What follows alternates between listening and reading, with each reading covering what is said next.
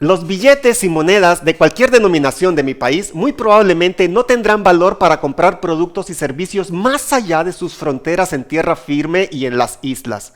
Por ejemplo, si yo llevara conmigo de viaje a la China o al Japón algunos de mis billetes del Empira y con ellos tratara de comprar algo, muy probablemente no me iban a servir allá, ¿sí? Con este ejemplo quiero poner en relieve que vale la pena destacar el valor de las cosas, y en esta mañana quisiera que meditemos, en esta hora me gustaría que pudiéramos meditar cuál es el valor de la cruz de Jesús y su sacrificio voluntario allí en el Gólgota. Un día Dios le prometió a Eva que de los hijos de sus hijos, uno de ellos iba a rescatar a toda la humanidad. De eso se trata lo que vamos a hablar hoy, de esa promesa que Dios le hizo a Eva en Génesis, cuando ya ellos iban saliendo del paraíso. Fíjese bien que la cruz se convirtió en un símbolo del cristianismo más o menos 2 o 3 siglos después de la iglesia primitiva. Y aunque usted no lo crea, todavía hoy está vigente y en uso en varios países del Medio Oriente, muy cerca del lugar donde se originó la humillante muerte por crucifixión.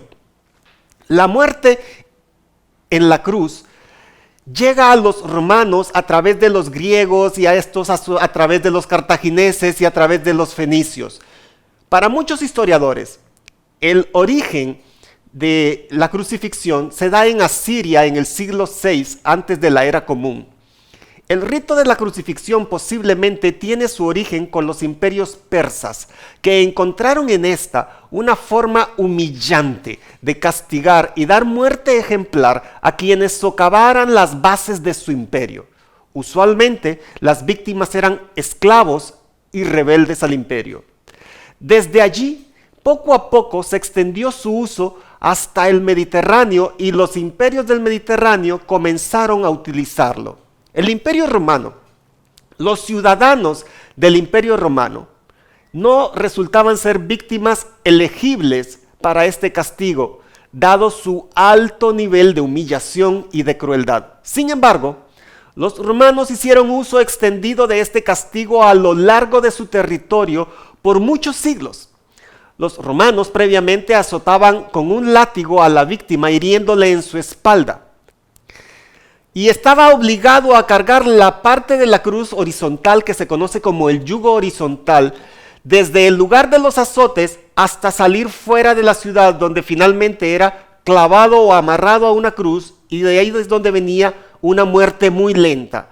Estaba programada la crucifixión para que la muerte fuera lenta y dolorosa. Posiblemente duraba algunas horas o posiblemente en algunos casos podía llegar a durar algunos días, dependiendo las fuerzas y la salud de la víctima que era colgada en esa cruz. Sin embargo, aunque la práctica en el Imperio Romano era que para humillar al castigado se le quitaba toda la ropa, muy probablemente en la provincia de Judea esto no sucedía así, por una razón, porque no podía exhibirse un cuerpo desnudo en público. Nunca lo hubiera aceptado el Sanedrín. Muy probablemente parte de la ropa le era quitada, pero no absolutamente toda su ropa. La ley judía no permitía castigar a un condenado a la muerte con este método. O sea, las autoridades de Israel no tenían permiso de utilizar la crucifixión para llevar a nadie a la muerte. Sin embargo, sí era una práctica habitual entre el Imperio Romano. Una vez que la persona era castigada con esto, va a ser atada y va a ser clavada y luego va a ser subida a un poste vertical que se conoce como patíbulo. Y ahí va a ser amarrada de brazos y de pies. Y ahí va a quedar colgada la persona hasta que poco a poco su cuerpo se va apagando y muere. Para alargar un poco más la agonía del reo, también se le colocaba en el patíbulo, a la altura de la cadera, una especie de cuñita que servía para que el reo apoyara ahí su cadera. Y esto le alargaba la vida y esto alargaba a su vez su dolor y su agonía. Y en la parte superior del patíbulo se colocaba también un rótulo irónico, un rótulo burlón con una dedicatoria del Imperio Romano referente al delito que se estaba pagando en esa cruz. Y esta era parte también de la humillación pública y social que sufría la víctima. Y de todo esto hay suficiente evidencia histórica. Pero, ¿quién era el responsable? ¿Quién fue juzgado y hallado culpable? ¿Quién merecía realmente la crucifixión? ¿Quién falló? ¿Quién erró? ¿Quién pecó? La respuesta a estas preguntas, a todas ellas, es la misma en todos los casos. Cada uno de nosotros hemos fallado. Dice el libro de Romanos que no hay bueno, no hay ni uno. No puede decir nadie, yo soy libre de culpa, yo soy libre de maldad. Pero en la ley de Moisés se permite que aunque yo sea culpable, un cordero de 1 año sin manchas y sin defectos sustituya al transgresor culpable por sus faltas y por sus pecados. En Romanos 6:23 nos dice así: quien solo vive para pecar, recibirá como castigo la muerte. Pero Dios nos regala la vida eterna por medio de Jesús, Señor nuestro. Jesús, hijo de José, Yeshua ben Joseph, salió cargando un yugo desde la fortaleza Antonia, también conocida como la fortaleza Marco Antonio, en honor al emperador romano. Tomó dirección oeste hacia la salida de Jerusalén y llegó a un cerro a las afueras, donde fue colgado en una cruz del tipo tau minúscula en el alfabeto griego. Eso sucedió el 15 de Nisan, esto es el 4º día de la semana, que se conoce como Yom Revi. Y esto sucede entre las 3 de la tarde y las 5 de la tarde. Estamos celebrando el día de Pascua, que se conoce en Israel y en Jerusalén como el Seder de Pesaj, en el Cerro de la Calavera, un cerro que en arameo también se conocía como el Cerro Gulgalta, por la forma de calavera. Y esto es a las afueras de la ciudad de Jerusalén. Esa misma fecha hubo en Jerusalén otros 2 hombres condenados para morir crucificados. Ellos 3 serían los únicos judíos que ese día no celebrarían la cena de Pascua en Jerusalén, el Seder de Pesaj. Tampoco se trató de la primera vez, tampoco fue la única, ni tampoco fue la última vez que un judío sería crucificado en ese lugar o tal vez en esa misma cruz. Las mujeres de Jerusalén salieron por las calles a lamentar el injusto juicio y la condena de Jesús.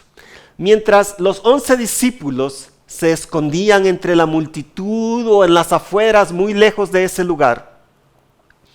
Esta humillante práctica, la muerte en crucifixión, fue abandonada después por Roma, cerca del año 337 de la era común, ya cuando era emperador Constantino.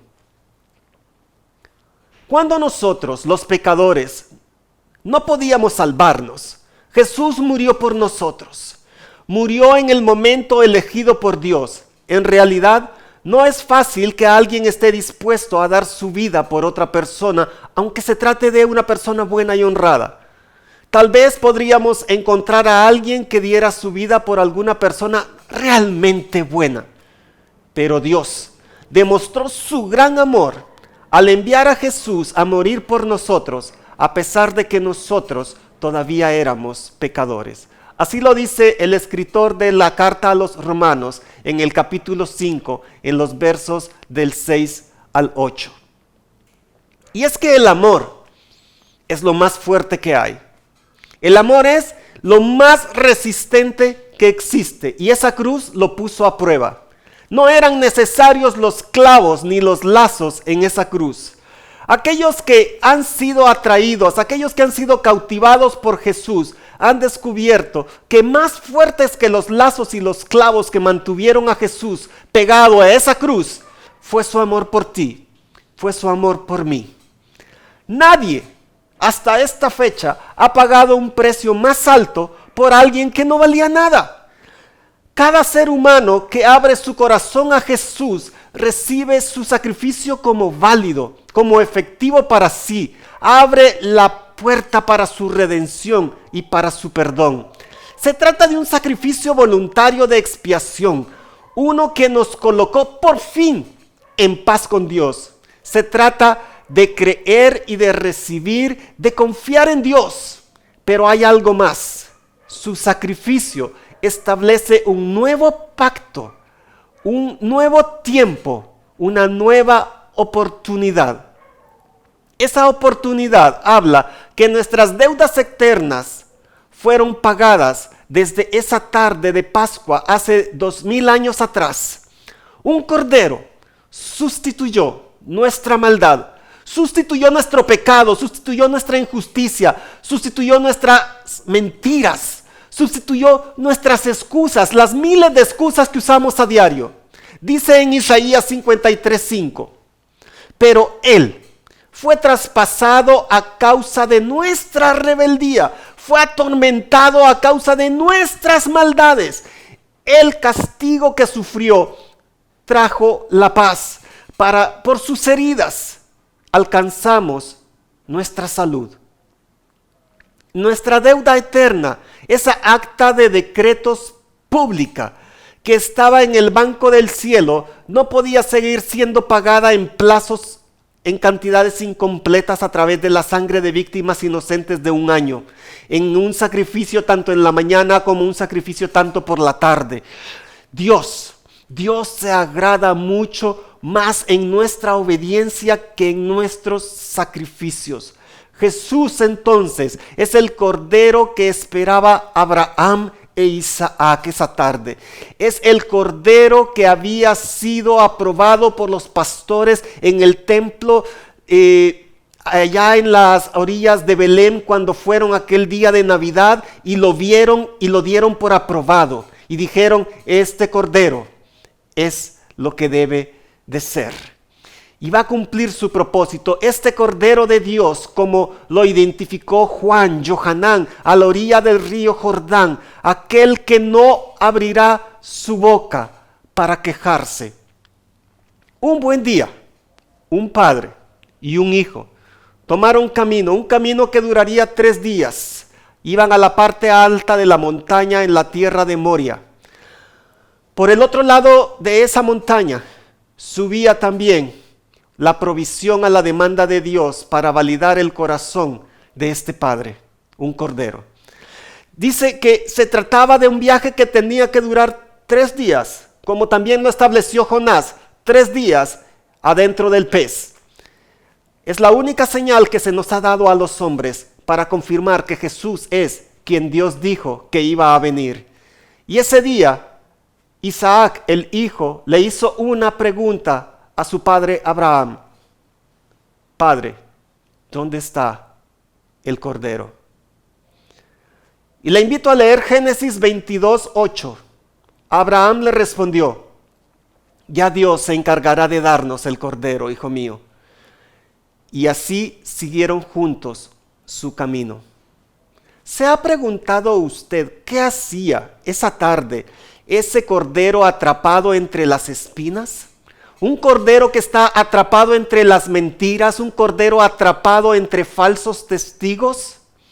¿Por qué tomar un camino tan lleno de violencia y de sangre? ¿Por qué soportar tanto dolor?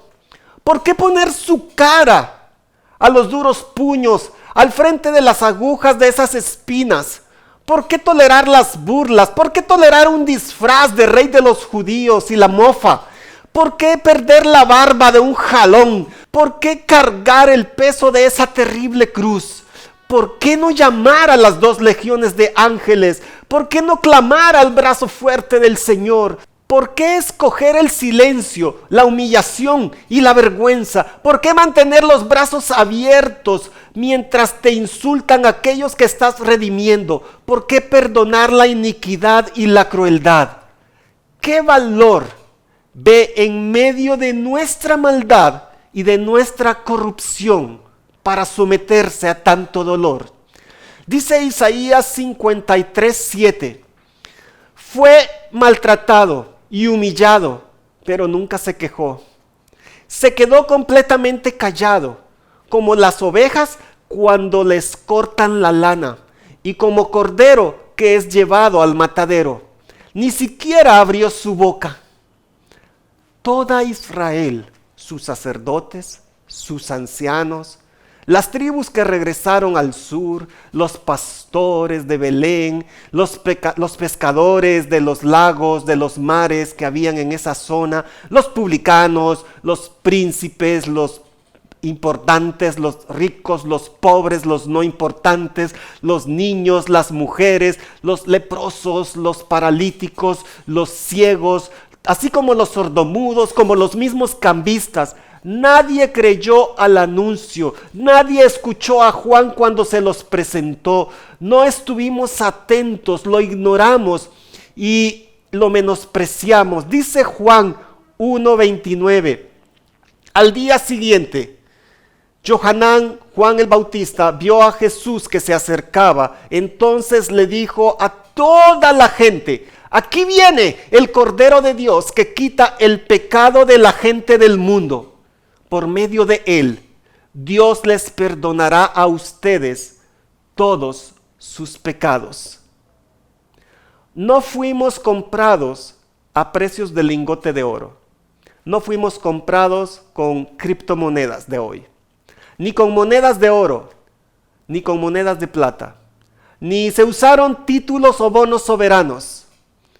Cuando su padre buscó entre todos los tesoros del cielo aquello que fuera el mayor valor, no encontró entre sus bodegas nada tan valioso para satisfacer su justicia, esa sed de injusticia que habíamos provocado usted y yo. Y fue cuando él miró a su único hijo y encontró el precio que andaba buscando. Dios nos compró al precio más alto posible, nos compró con su propia sangre. Dice Primera de Pedro 18 y 19. Y bien saben ustedes que para libertarlos Dios no pagó con oro y plata, que son cosas que no duran. Al contrario, Dios pagó con la sangre preciosa de Jesús. Cuando Jesús murió en esa cruz, fue ofrecido como sacrificio, como un cordero sin ningún defecto. Sin siquiera darnos cuenta, nos quitó nuestras faltas. Sin darnos cuenta, nos quitó nuestra maldad, quitó nuestro vano orgullo, quitó los pobres argumentos, nuestras excusas, nuestro dolor, quitó el conflicto interno, quitó nuestra insatisfacción, nos quitó la enfermedad, nos quitó la muerte.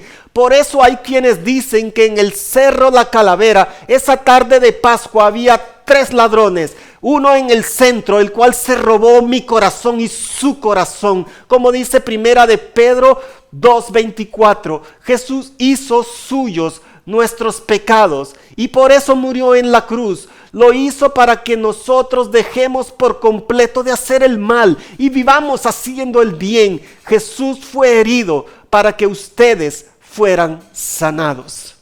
Esa humillante cruz nos tendió una escalera en el último minuto.